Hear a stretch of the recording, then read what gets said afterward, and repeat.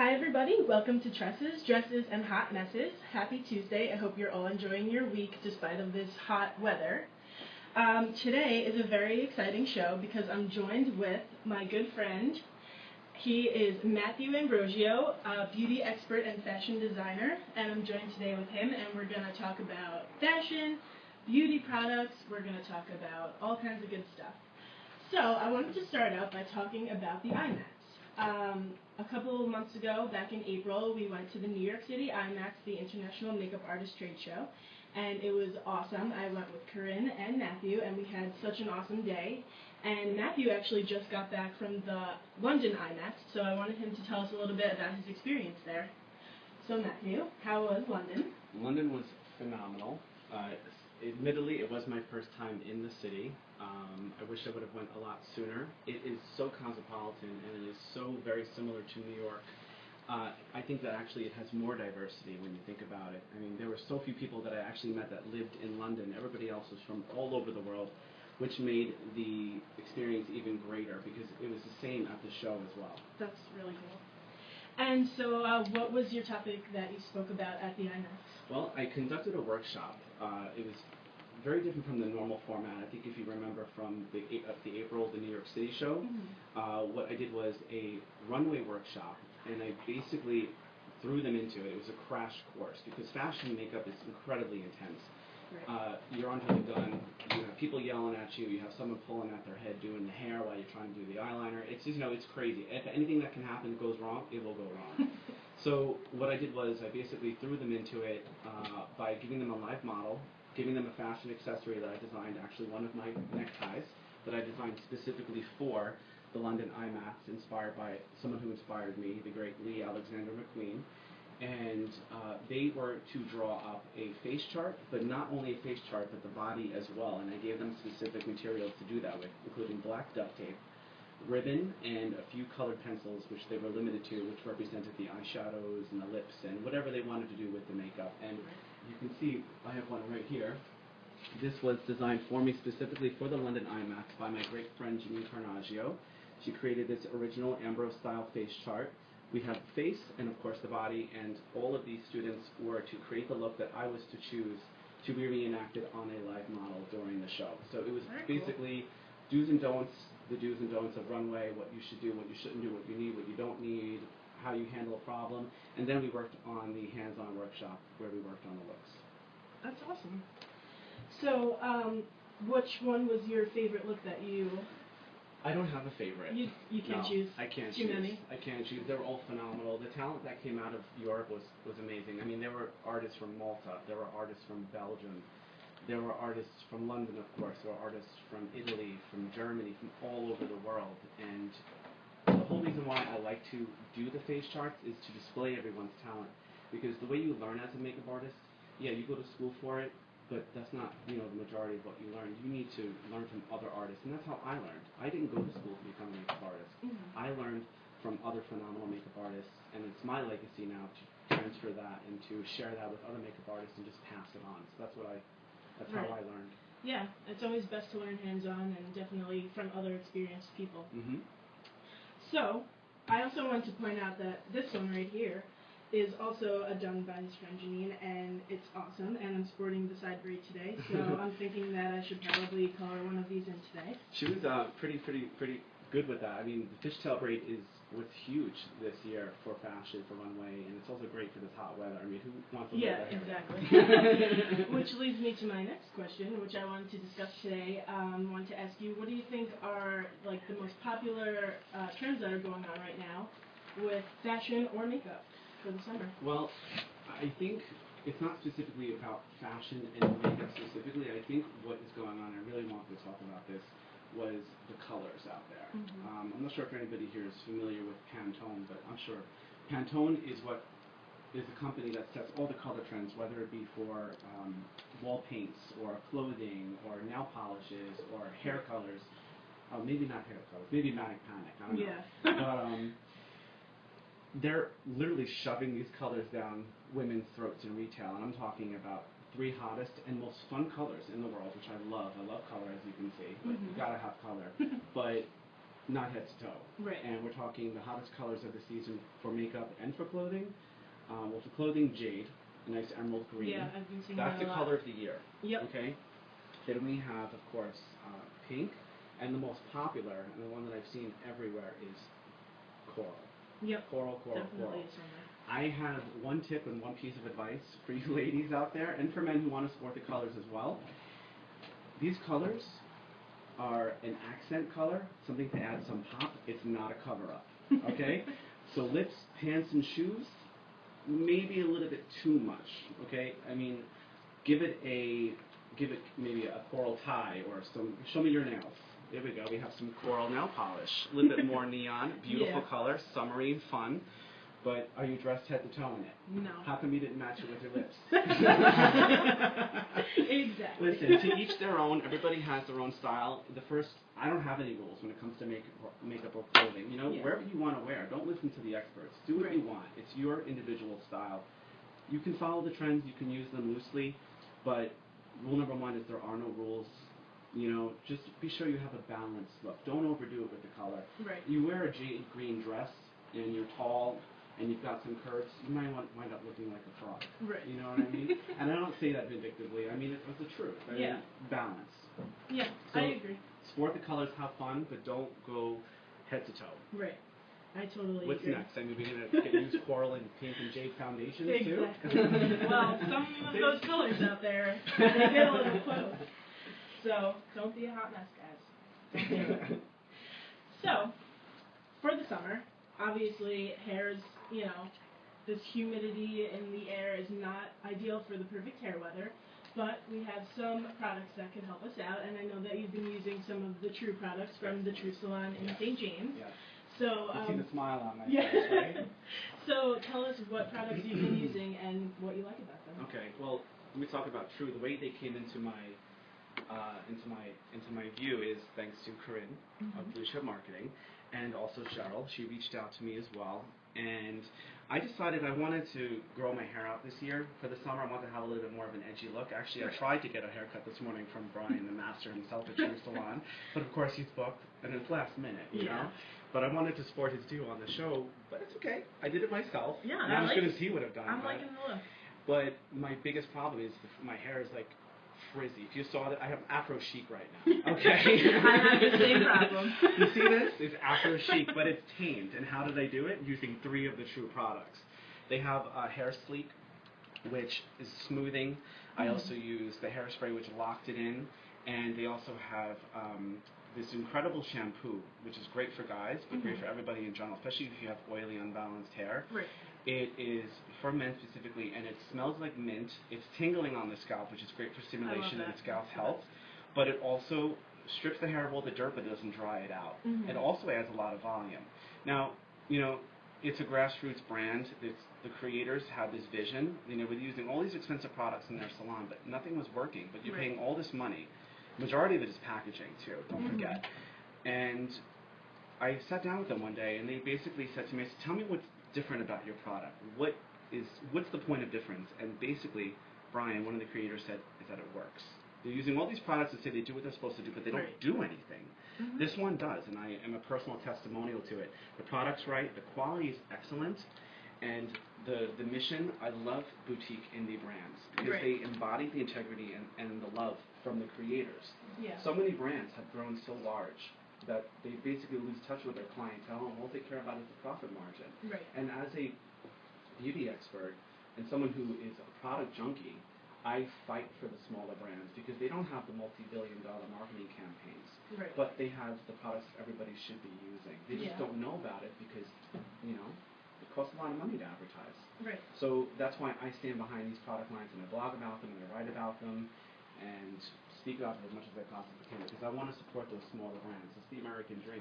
Yeah, I agree with that, and I'm glad you brought that up because I like to try a lot of products too, and when they don't work, I'm really disappointed because a lot of them are very expensive and in these huge bottles, and then they don't work, and you're like, eyeliners. You spend $21 on the eyeliner, and within 30 seconds, it's on the bottom and it's dripping down your face. What's going on there? Yeah, a lot of these products out there, you think they're good because of the brand name or something, and really you got to find what works for you. Right. So if you want to check out some of the True products, go to thetruesalon.com and you can check out about their salon and about the products that they offer. They have so many products, everything you could think of: curly hair, straight hair, frizzy hair, men's products, just everything you could think of. And like Matthew said, they actually work. They're designed for the consumer by experts. So another great thing I love about the salon too is that not only is it high end and very classy, and it's been established for a very long time, they've done an excellent job building the business, but they have specialists there. You are guaranteed high quality coloring, cuts, or whatever you go there for, weddings. The brides that they spin out, phenomenal. It's so great to see professionals at work with really talented and skilled techniques and experience under the belt. That's very true.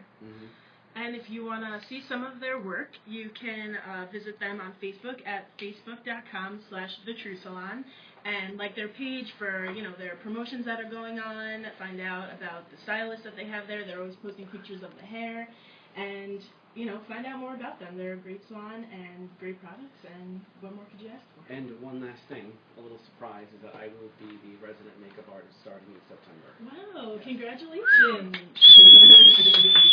That's so exciting. I'm really excited. So what else is going on with you right now? With your ties and your makeup? A lot. I guess I know we haven't touched on the editorials. Right. You Style You is a fashion-based Chicago magazine, and it also promotes not the underdog, but the people who are new and young and green that are coming out that have talent, that want to be exposed. And this is the magazine right here. This was an issue that I did back in fall, in October of 2012, and I did the full fashion spread inside. And as basically a really nice gesture for the work that I did, they have given me 2-page centerfold, which possibly may be extending to 3 pages because it came out so great, and the cover featuring Ambrosio style neckties. Wow, that is so great. Super psyched. They sent me a photo. I'm not allowed to share it with anybody, but what I'm super psyched about is that this tie specifically, I call it M. Monroe. They used it as jewelry, not as a necktie, which I think is beautiful. And they put it on this beautiful, beautiful woman of color. She was tall, she's gorgeous. She was Afro chic too, but it fit her. It looks great. And I was just blown away. And I was just like, wow, I can't believe it. This soon, I'm already getting national attention on the cover of magazine and a 2-page spread for my fashion designs. It's been a long, difficult journey. I earned it. Definitely, and I'm going to keep going forward. So on July 24th, the summer issue, their anniversary issue comes out. It's the biggest circulation they have, and you'll be able to see my designs on the cover and inside on the centerfolds for the fashion spread. In addition, I have a new print story coming out for Long Island Pulse magazine. This was my last print story, which was in April. I touched on eye decor, basically the summer trends for, if I can find it in here for you, let me see. I basically touched on the summer trends for eye looks. I threw a couple of crazy colors out there because I like women to have fun. But basically it was what's hot, what colors are hot for summer.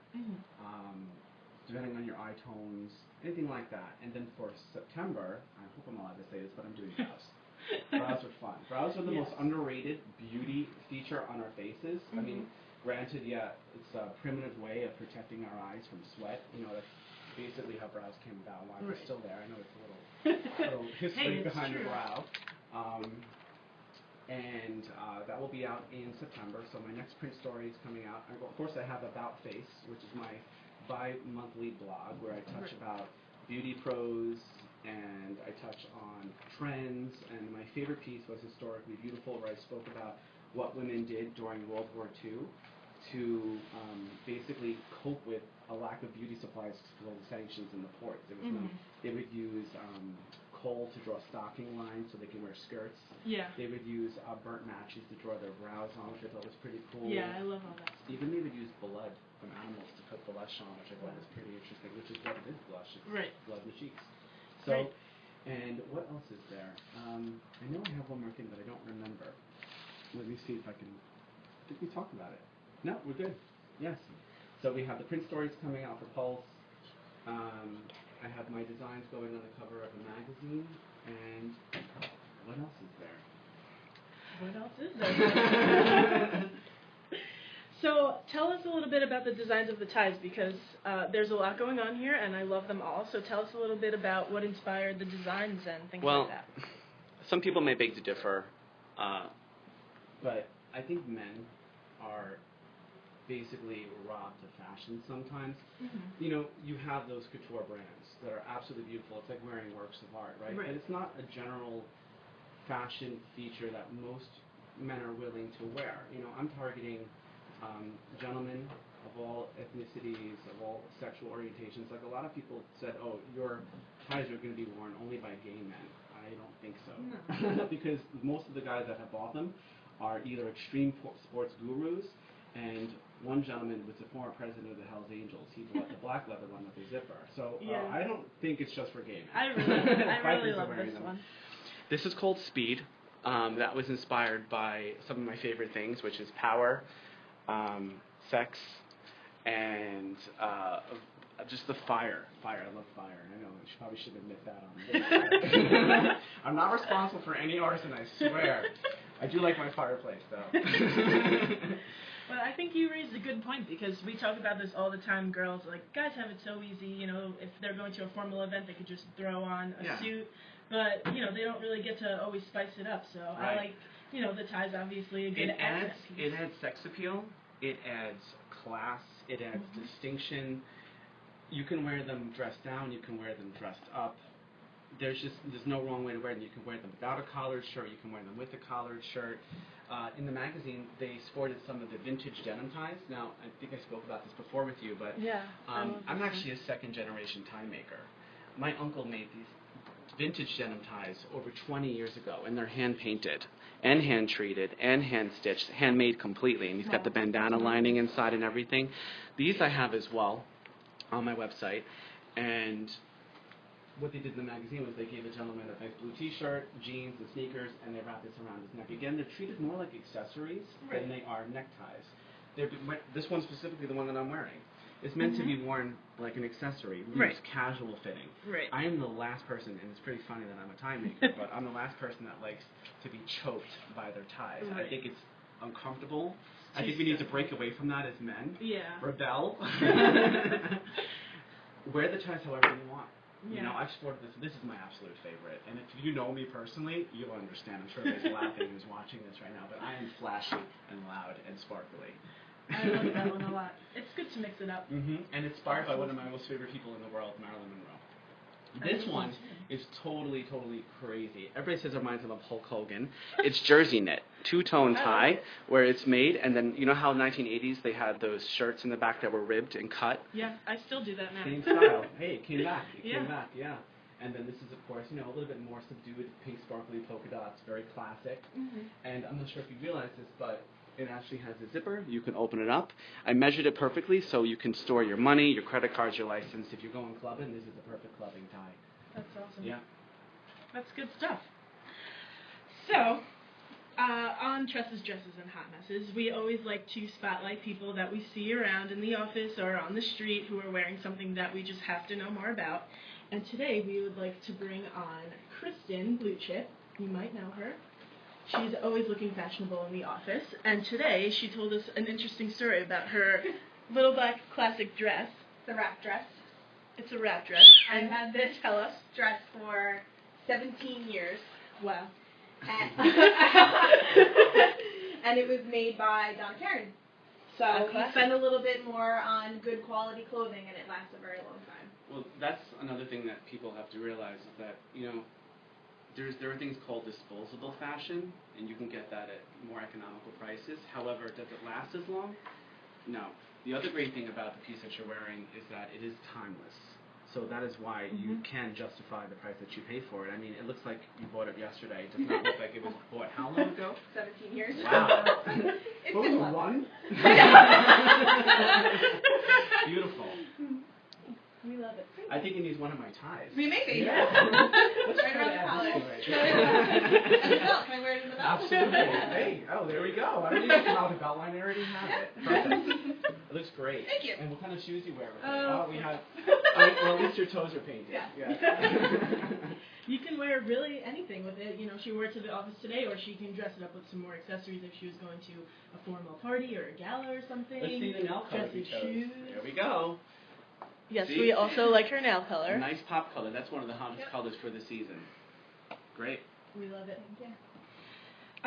So, since we're talking about Matthew and all his wonderful ties and advice, just wanted to point out that if you want to connect with Matthew, you can find him on Facebook at facebook.com/ambrostyle, and you can also check out more about him at ambrostyle.com, and that's AMBROstyle.com, or facebook.com/ambrostyle. And what kind of things do you usually post to your fans and followers? I like to share with them the new designs that I come out with. I absolutely love to share with them my editorials that I write. I mean, I didn't mention that I also write for Living Out magazine, which is Long Island's premier LGBT publication, put out by Long Island Press, and I am their style contributor. So, as opposed to me giving individual style tips, I like to use my editorials. This month specifically, we did Pride Fest Fashion, last month was June, right. Pride Month, and I was asked to create a piece about music festival fashion, and basically the way I took it was an interesting piece. It wasn't something that I have a lot of experience with because I'm not a music festival fanatic. I'm not one of those people that camp out and wear, the floor goddess attire. I mean, I wish I was. It sounds like a lot of fun. I'd be doing that. And I basically touched on how dressing for an event can exude pride in what you believe in, and these people are proud of music, and that's what they love. And you have your floral goddesses, and you have your neo-hippies, and you have your rockers, and all that. And basically, what I pointed out was, what would you wear on Pride to show your pride of being LGBT oriented, or being a lesbian, gay, or an individual, and it came out really great. I mean, everybody should check it out. You can check it out on livingout.org. It's the current publication. The next piece coming out is Labor Day Fashion. I chose two very, very classic pieces that everybody can sport. It's a last-ditch effort to try something new before the season changes. And it reminds me, no white after Labor Day. I don't even think that matters anymore. You know? Just don't be head to toe in it. Okay? There are things called winter white, though, which are beautiful off-white colors. Again, I think rules are made to be broken. I agree, especially in fashion. Yeah, I mean, all these beauty experts, fashion experts, and when they get a knife in the back or someone going to be knocking on my door anytime soon, but they like to make simple things sound a lot more complicated. Like mascara, for example. For God's sakes, it's just mascara, I mean, 3 months, you throw it out, you put it on, you throw it out, type of thing. Just take what they say with a grain of salt. Don't follow everything that they say. Make it your own individual style, which is why I created this. I think that's great. I like to always say that also, wear what makes you comfortable, not what you think you should be wearing, or I can't wear this with that, it doesn't match. Just wear what makes you you and what's comfortable on you. I like to take a little bit from everybody. A little bit of this style advice from them, a little bit of style advice from them. I even get some style advice sometimes. Yeah, it's all about trying it out. You may catch me running around Long Island, in a hoodie and ripped jeans. Yeah, sometimes you just have those casual days. Today I have a hole in my pants because I got caught in a thorn bush coming out of my house. Hey, things happen. I'm not going to stand up and turn around, that's for sure. Look, take it from somebody who usually spills their coffee at least once every day. You just have to roll with it and make it work. So. Exactly. So, thank you for joining us today, and don't forget to tune in every Tuesday for Tresses, and Hot Messes at 11:30-ish, because beauty takes time, on thedailyblue.com. And before we sign off today, I just want you to leave us with either your number one beauty tip or your number one favorite beauty product. Okay, beauty tip. Beauty tip, big time, complexion. Focus more on your foundation and your cover-up, whether it's a tinted moisturizer or a full coverage foundation or just a concealer. I think we spend too much time on our eyes and our lips, and the whole reason why we put eyes and lips on is to attract attention to those features. But what women don't realize is that if you cover up all the distractions on your face, which is the purpose of cover up or foundation or powder or whatever you want to do, even out your complexion, make it really flawless and even, and your eyes and lips will stand out more. Mm-hmm. Your lip color will change, you'll look brighter, your eyes will look brighter and more clear, and then thus you will need less makeup on your eyes and your lips. And every woman wants three things. They want a perfect match, they want a natural look, and they don't want to feel the makeup or break out from it. So that's four things, actually. You can find it out there. Go to your local retailer, tell them what you're looking for. If you don't like the way it looks, then don't wear it. Mm-hmm. Also, when it comes to complexion, do not use a shade that's too dark for your skin. You will get a line unless you're wearing it all the way down. And I know a lot of women out there like to use foundation as a bronzer. It's not a bronzer, okay? Mm-hmm. Foundation is meant to match here. It's not meant to make you look darker, because you will get that unnatural line. So make sure when you do find your color, your coverage, that it does match perfectly. And you're not going to like the way it looks. You're going to say you look pale when they put it on. Well, that's your color. Yeah. Add the color back with blush and bronzer. Right. That's how you do it. Right. Don't look unnatural, because if you use the wrong color and you use the wrong texture, you can actually steal the beauty from your face and do the opposite of what you intended. Right. So my number one beauty tip, focus more on complexion and less on the eyes and the lips to get a more natural, beautiful look. I like that too a lot. I also want to say that I want to thank everybody who's watching and everybody who will watch later, that your support is immensely appreciated. As I mentioned before, it's been a very long journey for me. It's been a struggle, definitely we'll admit it. It's not a bed of roses. Grass is not always greener on the other side, but if you have a dream, you chase it. And I am chasing it despite the adversity that I face. And I want to say thank you to everybody for your comments, for your compliments, for the calls, for wearing my stuff that I make, for coming to me to get your makeup done, for saying how talented I am, because it really, everybody's oh, his ego must be so huge. It's really not. I think you get so far in this industry by being nice to people, especially in fashion and makeup. Everybody thinks that, you go to a fashion shoot and you have to act like, I'm not going to say it here, but you know what I mean. Right. Rude and unprofessional. Mm-hmm. No, it's not how it works, because you won't get callbacks. Right. Humility is the key to success. It really is. I cherish every bit of feedback I get from everybody, whether it's bad or it's good.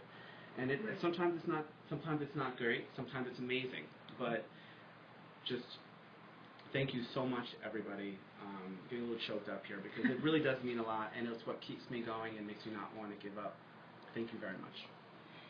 Thank you so much to everybody who tuned in today, and thank you for everyone for watching Tresses, Dresses, and Hot Messes.